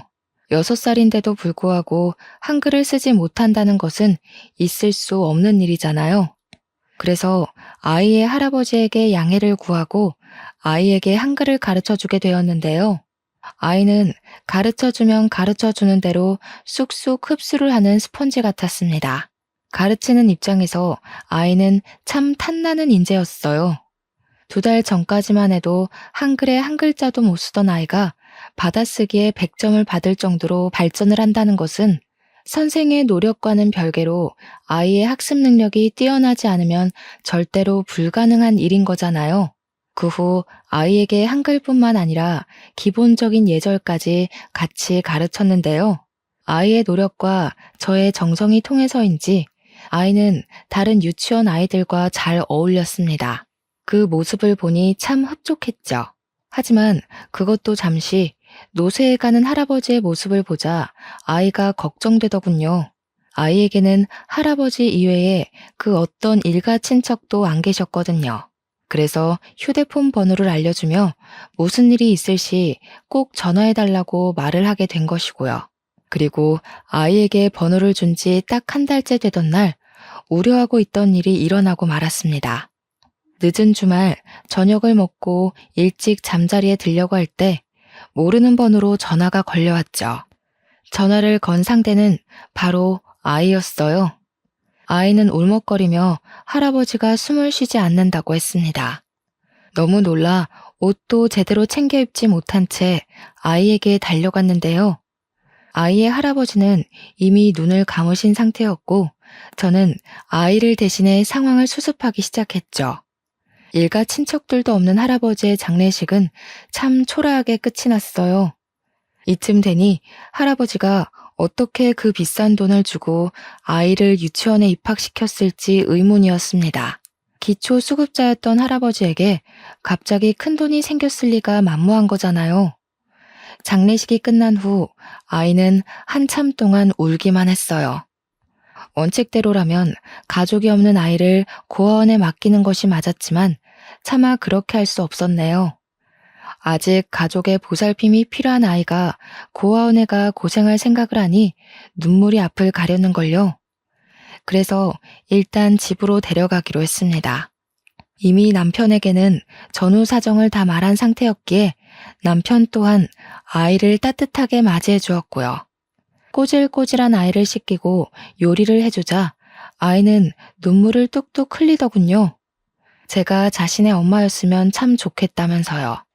그 말을 듣는데 가슴이 너무나 아려왔습니다. 머리로는 아이를 고아원에 보내야 한다는 것을 알고 있었지만 마음만은 차마 아이를 떠나보내지 못하겠더라고요. 그래서 몇 날 며칠 고민을 하던 중 결국 아이를 입양하기로 결정을 하였죠.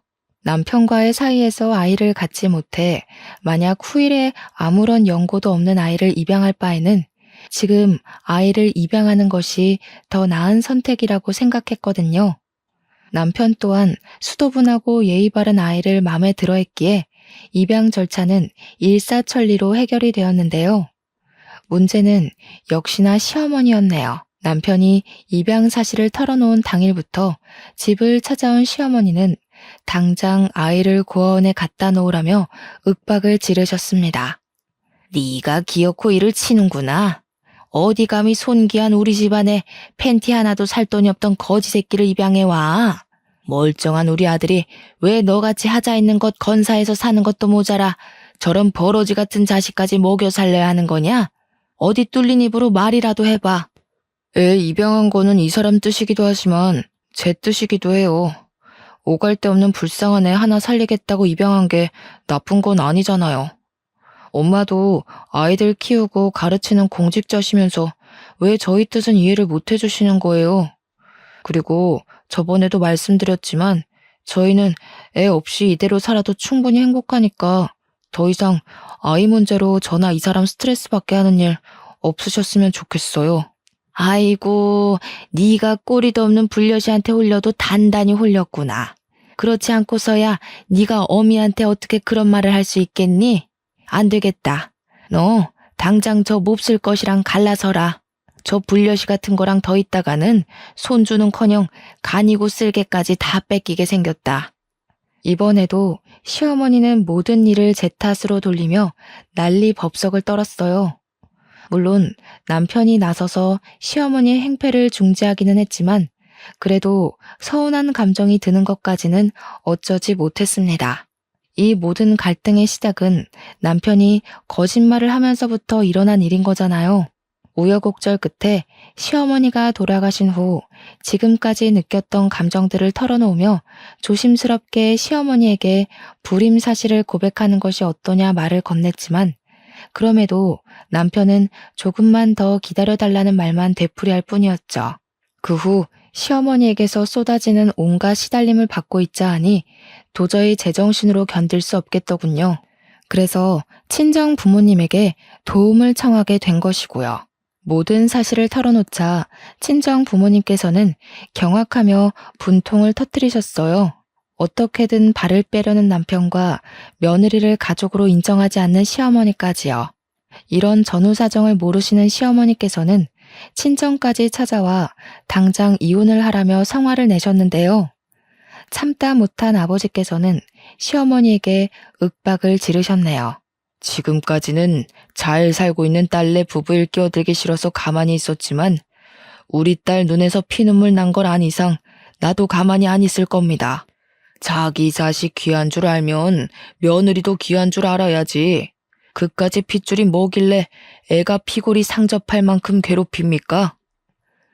아이고, 임신도 못하는 주제에 무슨 배짱으로 우리 집안에 시집을 왔나 했더니 지금 보니 다 지 부모를 쏙 빼닮아서 그랬나 보네요. 사돈도 눈치가 있으면 그러는 거 아니에요. 시집간 딸이 애도 못 낳는 빈 껍데기인 걸 아셨으면 화를 내실 게 아니라 바닥에 바싹 붙어서 잘못을 빌었어야죠. 우리 아들이 뭐가 아쉬워서 애도 못 낳는 머저리랑 살 부대끼면서 삽니까? 동네방네 하자 있는 딸내미 소문나기 싫으면 빨리 이혼 서류에 도장부터 찍으세요. 예, 나도 우리 딸 고생하면서 사는 꼴 더 이상은 못 보니 이혼시킬 겁니다. 근데 아무리 생각해도 억울해서 이건 꼭 말해야겠네요. 애 못 갖는 빈 껍데기는 우리 딸이 아니라 잘난 사돈네 아들이라는 거 말이에요. 우리 아들이 불임이라니 그건 또 무슨 헛소리예요? 지금 이혼하기 싫어서 멀쩡한 우리 아들 헐뜯어서 깎아내리려는 속셈인가 본데 괜한 헛꿈 꾸지 말고 애도 못 갖는 딸 이혼시킬 준비나 하세요. 당신 아들이 문제 있는 걸 가지고 왜 우리 딸한테 다 뒤집어 씌웁니까? 못 믿겠으면 사돈이 당장 전화해서 확인이라도 해보시던가요. 처음에는 안 믿는 눈치였지만 아버지께서 강하게 나오시니 시어머니께서는 반신반의하는 심정으로 남편에게 전화를 걸었어요. 그리고 남편이 불임이라는 말을 듣는 순간 시어머니께서는 충격으로 그만 자리에서 쓰러지셨고요. 결국 시어머니는 구급차를 타고 병원 응급실에 실려가게 되었어요. 남편에게 연락을 하니 바로 응급실에 오게 되었는데요. 아버지께서 시어머니에게 불임 사실을 알린 것을 듣게 되자 불같이 화를 내더군요. 전혀 예상하지 못했던 일이었습니다. 아무리 화가 났다고 해도 할 말이 있고 안 할 말이 있지. 장인어른이 그렇게 말할 동안 당신은 옆에서 보고만 있었어? 내가 그렇게 기다려달라고 했는데 고작 우리 엄마가 뭐라고 한 것 가지고 남 치부나 까발리고 내가 우리 엄마 쓰러지는 거 보려고 당신이랑 결혼한 줄 알아? 남편의 말을 듣는데 왈칵 눈물부터 쏟아졌어요. 그동안 남편의 불임 사실을 숨기기 위해 시어머니에게 듣지 않아도 될 모욕과 멸시까지 당하며 꾹 참았는데 이런 식으로 나오다뇨. 제가 한 수많은 희생은 모른 척한 채 이기적으로 나오는 남편의 태도는 서운하다 못해 실망스럽기까지 했습니다. 불임 소동이 있는 후 남편과의 사이는 급속도로 안 좋아져 각방을 쓰는 지경까지 이르게 되었어요. 그리고 각방을 쓴 지 1년도 안 돼 남편은 이혼을 요구해 왔고요. 일이 어찌되었던 남편과 이혼하기 싫었기에 어떻게 해서든 남편의 마음을 돌려보려고 애를 쓰게 되었습니다. 다시 한 침대를 써보려고 하고 둘만의 시간을 보내며 서로에 대한 이야기를 나누면서요. 하지만 남편은 같은 방을 쓰려고 하지도 자신의 속내를 털어놓으려고도 하지 않았어요. 돌보다 더 딱딱하게 변한 남편을 보며 어쩔 수 없이 이혼을 받아들이게 되었고요. 서로에 대해 원하는 것이 없었기에 이혼은 빠르고 간결하게 이루어졌어요. 하나 걸리는 게 있다면 입양하게 된 아들이었지만 남편은 아들에 대한 애정을 보이지 않았기에 아들의 양육권 또한 금세 포기를 했죠. 영원할 것만 같았던 남편과의 결혼 생활은 그렇게 종지부를 찍게 되었습니다. 이혼을 마무리한 후 법원을 걸어 나오자 그 앞에는 시어머니가 떡하니 버티고 서 있었어요. 남편은 시어머니에게 차로 돌아갈 것을 권했지만 어찌된 영문인지 시어머니는 따로 할 말이 있다며 남편에게 먼저 차로 돌아가 있으라고 하더군요. 남편이 주차장으로 사라지고 단둘이 남게 되자 시어머니는 가방에서 한 장의 사진을 꺼내 건네주셨는데요. 그 사진은 놀랍게도 초음파 사진이었어요. 깜짝 놀라자 시어머니는 못마땅하다는 듯이 혀를 찼습니다. 불임은 무슨... 네가 직접 봐라. 우리 아들이 불임인가. 다 성에 안 차는 거지 며느리라고 들어와서 노한 조상님이 애가 못 들어서게 막은 거지. 차라리 이렇게 된 게 잘 된 일이지. 부모가 숟가락을 잘 물어야 태어난 애도 부모한테 받은 수저로 밥을 잘 받아먹는 건데. 은수저는커녕 수저 하나 제대로 없는 네 배에서 애라도 덜컥 들어서 봐라. 그 애가 자기 밥그릇이나 잘 챙길 수 있나? 제가 어머니였다면 불임인 아들 손주 봤다고 좋아할 게 아니라 유전자 검사부터 해보라고 할 거예요. 불임인 아들이 하루아침에 자식을 봤다는데 이상하지도 않으세요? 우리 아들 걱정할 시간에 피 한 방울 안 섞은 혹 달고 이혼녀 딱지까지 머리에 붙인 네 앞날 걱정이나 해라. 앞으로 우리 아들은 떡두꺼비 같은 손주 낳아서 잘 살 테니. 괜찮은 척 하기는 했지만 충격이었습니다. 그리고 그제야 이혼을 서두르던 이유도 각방을 썼던 이유도 모든 퍼즐이 맞춰지기 시작했죠. 새로운 사람이 생기지 않고서야 사람이 한순간에 바뀌기는 어려운 일이잖아요. 떠나가는 남편의 차량을 보니 그동안의 일이 주마등처럼 스쳐가더군요. 남편의 불임 사실을 숨겨주기 위해 시어머니에게 핍박을 받았던 것부터 남편의 이기심에 질려 각방을 한 순간까지요. 그런 순간들이 머릿속에 스쳐가자 인생이 참 허무하다는 생각이 들었습니다. 그래서 안 좋은 생각까지 하게 된 것이고요. 하지만 제 옆에는 키워야 하는 아들이 있었기에 그런 안 좋은 생각들을 가슴에 묻으며 다시 일어날 수밖에 없었네요. 시어머니가 운영하는 유치원이 월급을 많이 주기는 했지만 차마 남편과 이혼까지 한 상황에서 시어머니가 운영하는 유치원을 다니지는 못하겠더라고요. 그래서 남편과 함께 지냈던 아파트도 정리하고 도망치듯 친정으로 들어가게 되었죠. 친정 부모님께서는 한 살이라도 젊을 때 그런 몰상식한 집안과 이혼한 것이 오히려 잘된 일이라며 위로를 해주셨어요. 친정 부모님의 응원이 있었기에 힘을 내어 다시 취업 준비를 할 수 있었고요. 하지만 시어머니가 동네 유치원들 사이에 여기저기 소문을 퍼뜨렸기 때문인지 취업은 잘 되지 않았습니다. 그래서 직접 유치원을 운영하기로 결심을 했죠. 물론 처음에는 계속해서 유치원을 운영할 수 있을까란 의문이 들 정도로 유치원에 아이들이 없었지만 그럼에도 아이들에게 진심을 다하기 위해 노력하니 어느 순간 엄마들 사이에서 믿고 맡길 수 있는 유치원으로 입소문이 나 있더라고요. 유치원의 원장이 된 후 시간은 빠르게 흘러 제 뒷공무니만 졸졸 쫓아다니던 아들은 어느덧 대학생이 되었죠. 운영하는 유치원도 안정이 되고 아들 또한 공부를 잘해 속히 말하는 명문대에 입학을 해 우수한 성적으로 장학금을 받았기에 제 노년의 나날은 행복의 연속이었어요. 남편과 시어머니에게 받은 상처와 슬픔을 보상받는 기분이랄까요? 하지만 그건 순전히 착각에 불과했습니다. 저희 유치원에는 유난히 장난이 심한 여자아이가 한 명 있었는데요. 처음에는 약간의 꾸중으로 아이의 행동을 바로잡으려 했지만 아이의 장난은 점점 도가 지나쳐 갔어요. 다른 아이들에게 피해가 갈 정도로요. 다른 학부모들의 언성이 높아져 하는 수 없이 아이의 엄마에게 전화를 걸게 되었죠.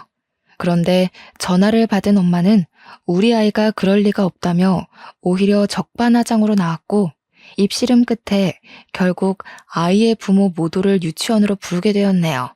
그런데 아이의 아빠를 보는 순간 할 말을 잃고 말았습니다. 아이의 아빠는 다름 아닌 전 남편이었거든요.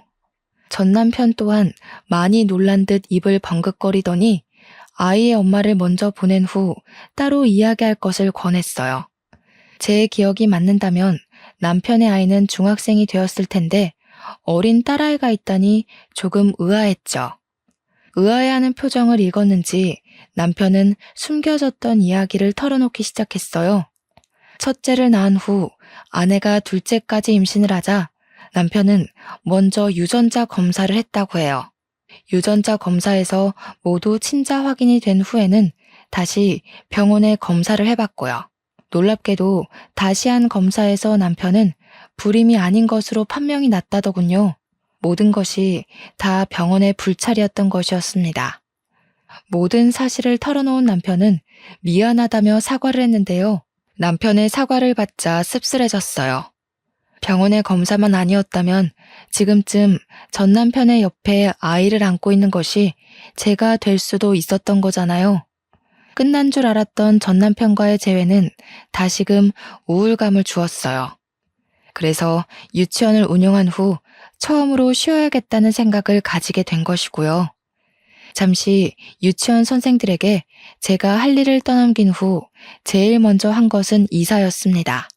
어차피 아들 또한 대학교 때문에 서울로 올라갔기에 더 이상 혼자서 넓은 집에 살 이유가 없었거든요.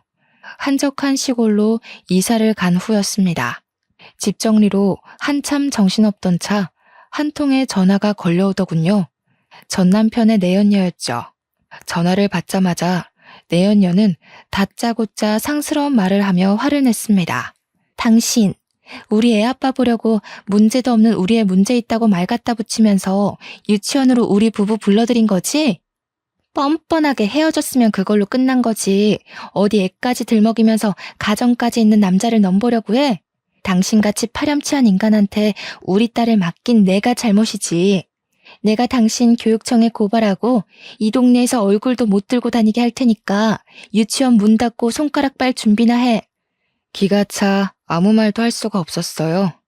끝난 사이도 아니고 갈등에 종점을 찍은 후 이혼을 했는데 아무리 좋았다고 한들 애틋한 감정이 남아있을 리가 없잖아요.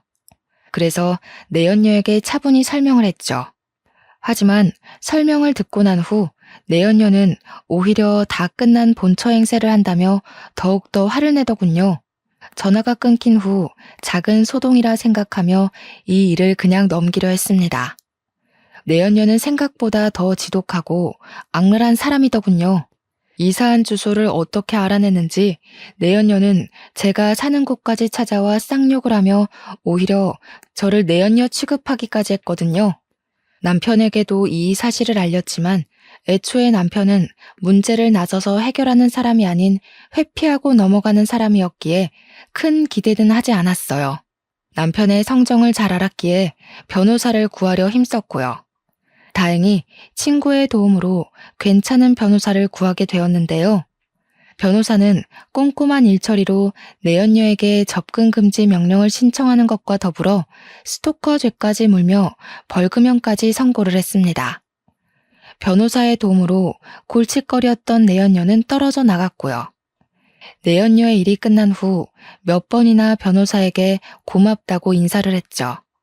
그랬더니 변호사는 이렇게 만난 것도 인연이니 좋은 친구로 지내자며 제안을 했습니다. 처음에는 단순한 이유로 시작한 사이였지만 변호사는 알고 지내면 지낼수록 참 괜찮은 사람이었어요. 친분이 두터워질 때쯤 변호사는 개인적인 이야기를 들려주었죠. 젊은 시절 변호사는 친구와 여행을 가던 중 교통사고를 당하게 되었다고 해요. 졸음운전을 하던 화물차 때문이었는데요. 목숨을 부지한 변호사와 다르게 운전대를 잡고 있던 친구는 안타깝게도 운명을 달리했다더군요. 친구에게는 아내 없이 홀로 키우던 갓난아기가 있었기에 친구를 떠나보낸 후 변호사는 오랫동안 죄책감에 시달려 속죄하는 마음으로 매년 고아원에 기부를 했다고 말을 했습니다. 그래서 저 또한 개인적인 이야기를 털어놓았어요.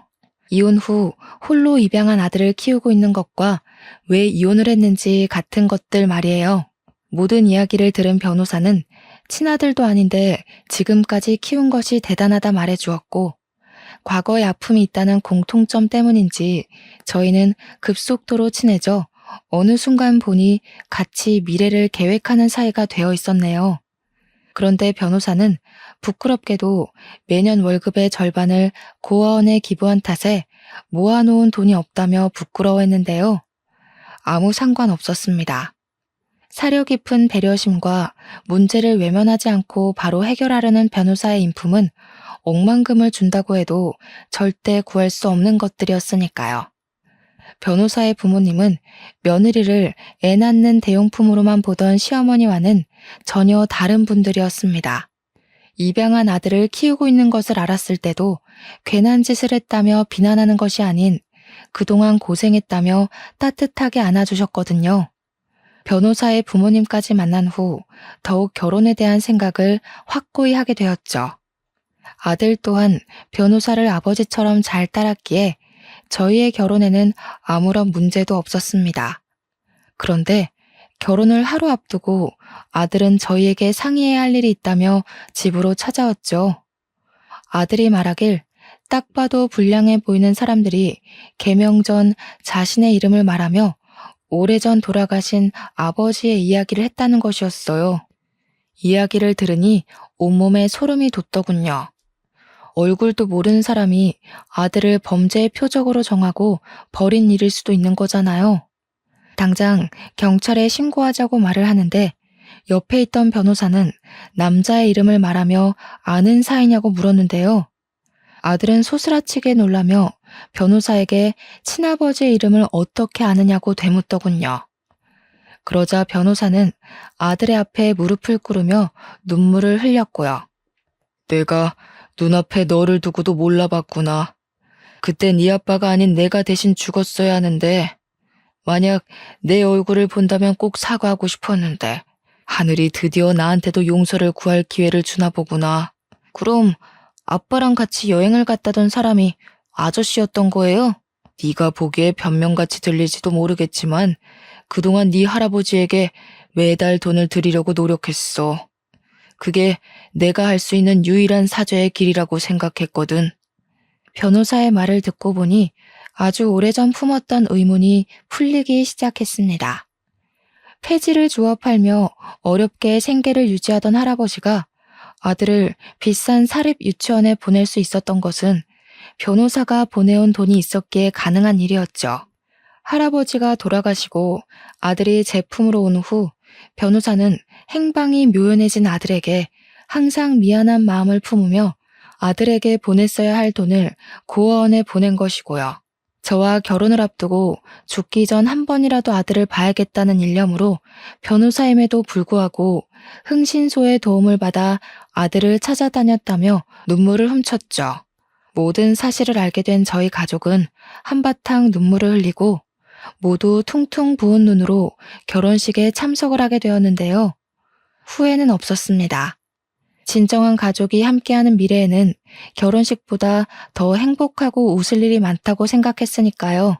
결혼식을 올린 후 저는 다시 유치원에 복귀했어요. 한 가지 달라진 점이 있다면 제 옆에는 영원한 인생의 동반자가 생겼다는 것이랄까요? 전에 같이 일하던 유치원 교사에게 듣기로 전 남편은 얼마 전 이혼했다는 소식을 전해주었어요. 이혼 사유는 심각한 내연녀의 의부증이라네요.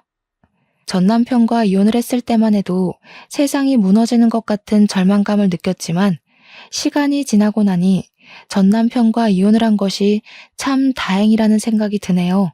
이혼하지 않았다면 소중한 아들을 키우지도 이렇게 좋은 사람을 만나 행복한 생활을 누리지도 못했을 게 뻔한걸요. 이런 걸 보면 사람은 뿌린 대로 거둔다는 말이 맞는 것 같아요. 조금 오지랖일 수도 있겠지만 전 남편이 지금이라도 이기적이고 회피적인 성격을 고치고 새로운 삶을 살았으면 좋겠습니다. 현재 힘든 시간을 보내고 있는 분이 계시다면 희망을 잃지 마시고 꼭 앞으로 나아가셨으면 좋겠어요. 아무리 힘든 일이 있다고 해도 앞으로 나아가다 보면 그 끝에는 꼭 희망이 기다리고 있을 테니까요. 그럼 지금까지 기구했던 저의 사연을 들어주신 시청자분들에게 감사하며 이만 물러가도록 하겠습니다.